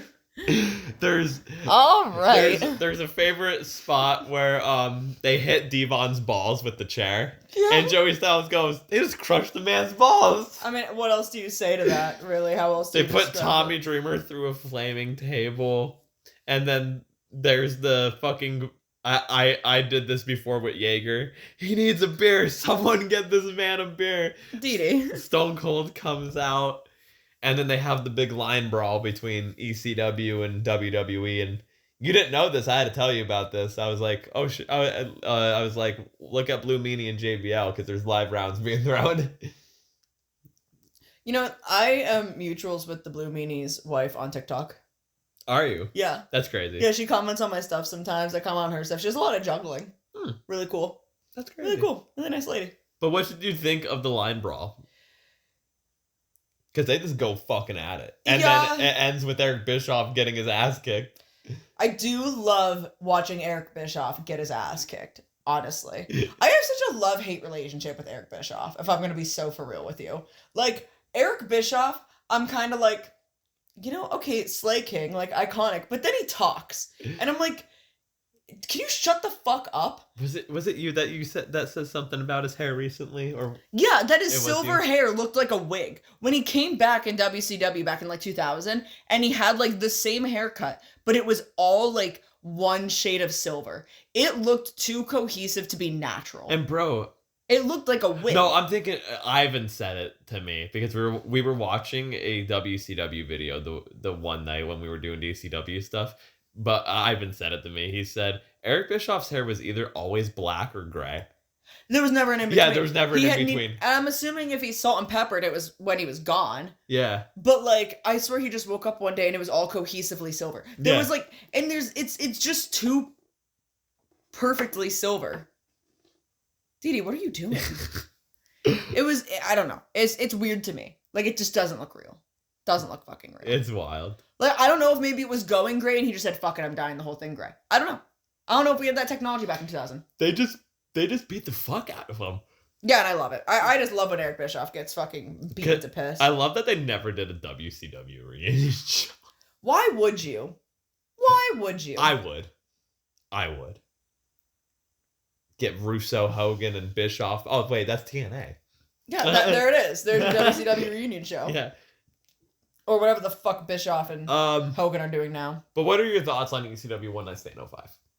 Oh, killer show. Killer show? It's one of the best WWE pay-per-views. Mm-hmm. Like, one of the best. I'd agree. Absolutely. One of the best ECW shows. And genuinely, like, if I was unaware of wrestling, right? Let's say I didn't know all the intricacies. I'm like an overly casual fan. Like, too casual. Doesn't know anything that happens behind the scenes. Literally watches it on TV. And then, like, goes on about my day. Doesn't partake in anything else. No knowledge of the history. Nothing. Just, I enjoy watching every now and again. And you put this show on for me. And you were like, oh, yeah, you remember? Oh, yeah, I used to watch ECW and whatever. Oh, yeah, like, have you ever seen this pay-per-view? Oh, no, and you had me watch this pay-per-view. I wouldn't have known that this was a WWE produced show because they really kept the vibe that well with it. Like, if obviously I'd see the WWE guys there, and I would think that maybe this was, oh wow, they collabed. You know what I mean? I wouldn't think if I, again, had no knowledge of wrestling, which I like. It's crazy for me to say this because sometimes I really just like don't think that those people are out there, but they really are. Like, they really genuinely are out there who don't know every single intricacy, and it's just because I'm so deep into it. But, like, they kept it so well that it didn't feel like it was WWE produced. Yeah. It really just kind of felt like it felt like what you could argue and say of, like, an AEW Forbidden Door with New Japan, where it was like, oh, they collabed. Yeah. But it still kept the vibe of AEW. That's why we are going to watch, One Night Stand 06. Maybe we'll try to do it for next episode since we talked about 05 because it's actually been a hot minute since I always go back to 05 instead of 06. 06 is iconic. We bought a fucking poster. There's a reason why I bought a poster. We'll get into that. I've talked about it before, but like we'll get into that eventually. Hopefully maybe next week or so. But have you ever watched One Night Stand 06 as a whole or anything? I don't think so. Okay. Maybe I did back in the day. Okay. But if I'm going to... I mean, it's one of those things where I say I might have experienced this at some point in my life, but I don't remember it, so it doesn't exist. Okay. Like, it never happened. Like, finding out that I saw Sting in TNA. And that was my first time seeing Sting, and not at the AEW show that we were at. I didn't know that ever happened. That never existed to me, but apparently it did. You know what I mean? So it's kind of one of those things where it's like, there's a very strong possibility that when me and my brother were growing up, we watched it. Very, very strong possibility. But don't know about all that. Actually, since we're talking about growing up with wrestling, we're not really talking about it. I just mentioned it. Did we talk about how in a podcast prior to about Punk's debut in WWE? Yeah. We did? Yeah. Oh. Yeah. See, that shows you how good my memory serves me. I forgot we talked about that probably like 2 weeks ago. Yes. But yeah, like stuff like that. Like, you know, I wouldn't have remembered that. I don't even know if I was at that show, but I wouldn't have remembered that. I wasn't. But my brother somehow does. I should text my brother and be like, did we ever watch... Did you and I ever watch One Night Stand 06? And see what he says. And if he says yes, then I did. Anyway. I think it's time for the Wrestler of the Week. Yeah, it seems to be. It's almost 1 a.m. I get to pick my Wrestler of the Week. Are we still doing sheets? I kind of don't want to anymore. Damn. But we can if you really want to. Hell yeah. Okay. Lit. Anyway. I definitely gotta go potty before we go, though. Anyway. Who is my Wrestler of the Week? Is it Dee Dee? No, he's not a wrestler. Okay. I haven't picked in a few weeks. No, we haven't. Since the passing of Sabu. No. But now we're back on a regular scheduled program. So who am I picking? Who is my return? I don't know. Who is your return wrestler of the week? Well, he does whoop whoop. It's not who you think it is, though. I have a feeling I know who you're gonna. It's Wicked J. Yeah. From ESW, Extreme Showdown Wrestling. I kind of had a feeling that that's where you were gonna go. It is Wicked J, baby. Rest in peace, you crazy motherfucker. Mm-hmm. Wicked J. Yes. Ask me about Wicked J. So how did I know you said that I know we talked about this personally and you kind of explained a bit to me. How did you end up stumbling across this promotion on YouTube? I want to say and Wicked J, of course. I want to say it was either Bryce or Bryce gave me like DVDs of it, like burned from like YouTube or ripped from YouTube or whatever. But I found DSW searching YouTube, like when you fucking type backyard wrestling. I think I typed in fucking backyard wrestling one day on fucking YouTube, or like it was just in the recommended of like watching Eastern Chaos Wrestling stuff. Yeah. Because that's when it was around this time, pre-KWA stuff. And it probably just popped up of like ESW, and then you kind of just go from there. And you see this guy, Wicked J. And then that's when, you know, like I understood what Wicked J was, because just before that was like the phase of me getting into ICP and stuff. So I understood what Wicked J was and was like, oh, that's fucking cool. Like, it's a cool fucking gimmick, because Wicked J's gimmick is he's a juggalo. And then little did we know, we decided to carry his legacy, I guess. And when we were gonna debut Juggalo Jesus and stuff, that was kind of like where Juggalo Jesus came from, was Wicked J and other stuff. That's a different time of a Juggalo Jesus tell-all eventually. But Wicked J was one of the inspirations of Juggalo Jesus. So we also had a character called Wicked J that was played by Bryce for a very short time in ECW. But it wasn't the same. But we were trying fucking shit. We didn't know better. But yeah, that's kind of how I discovered ESW. Okay. Well, I mean, I don't really know too much about him or too much about like watching it on YouTube and whatnot. So just give me like a little like breakdown of him and like his character and everything. And like, I mean, I don't know, like what I understand, like he was a juggalo and whatnot, but like what really was like going on with him? I have to find, that's what I was trying to find. They did things, and I actually think I saw it recently. They did things on YouTube where like they talk about different people in ESW, because ESW is fucking huge. Yeah. On YouTube, like it's hold on. I I know it's late and stuff, but like I actually want to talk about it. ESW. I just want to know what they're. No. Oh God. Well, Can you two not fight near the figures? they have ESW. Their YouTube is called ESW Backyard Wrestling. They have 32.2K subscribers. Mm-hmm. So let's put it that way. I'm over here fucking happy that DCW got fucking 1K fucking viewers on a fucking video. These motherfuckers are getting 15,000 fucking views. Yeah. And shit. Goddamn, like it's big. But Wicked J, pretty much very self-explanatory. He's a juggalo. He was kind of viewed as like the lovable outcast of ESW. Mm-hmm. That's kind of what it was. He pretty much was always a babyface, if I remember. Like, I mean, everyone was always behind him. Everyone always fucking loved him. Always showering him and Fago and stuff. They fucking cheered for him and stuff.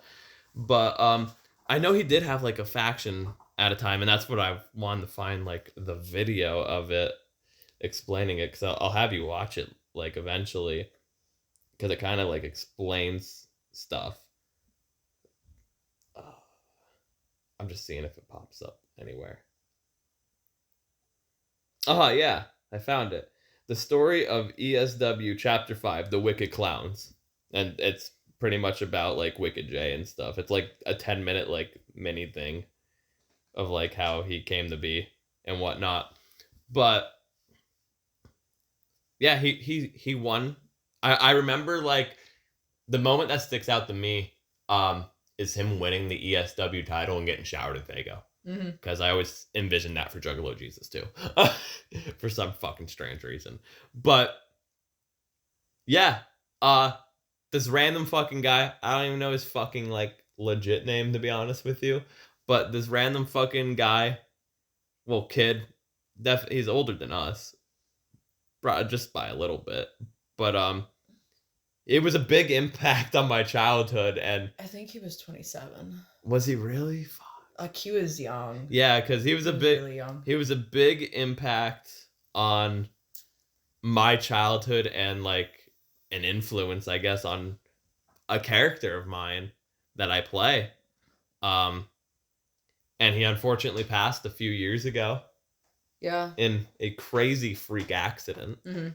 Which is fucking insane. Like, he died in, like, a garbage compactor or whatever. Yeah. Something like that. Like, it was fucking crazy. But, like, I remember when that happened, I was like, fuck, man. Like, shit, that sucks. And, like, ESW was starting to get, like, really legit at that time. Like, what I mean by legit, they got a ring. Yeah. Because they did ground and trampoline wrestling. They did the ground and trampoline shit and whatnot, but like it was so fucking good and had a big following. But like a Wicked J was always just one that always stuck out to me as a character, because like it was something fucking different. Yeah. I mean, there's always juggalos in backyard wrestling. Well, but yeah, it's hand in hand. But, like, his character, like, it was just really cool what he did. Like Juggalo Jesus is fucking silly. And, like, Chaos the Clown isn't a juggalo. Like, Chaos the Clown's, like, a freak show clown, pretty much. Wicked J was human. Yeah. And was just a juggalo. A Juggalo Jesus isn't human. I don't know what to say. Okay. Yeah. But, yeah. Mm-hmm. Thanks to Wicked J and fucking ICP, I paint my face and whoop whoop too. Yeah. I don't really have a favorite match of Wicked J. All of them are just, you fucking type in on YouTube, ESW Wicked J, and you can there's a whirlwind of matches you can check out. That's what I'm going to say. That's fair. That's what I'm going to say. Yeah.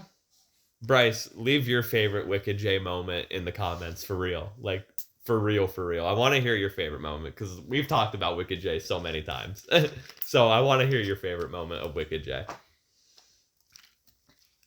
I guess that wraps it up. That wraps it up. That wraps it up. So I really have to use the lavatory.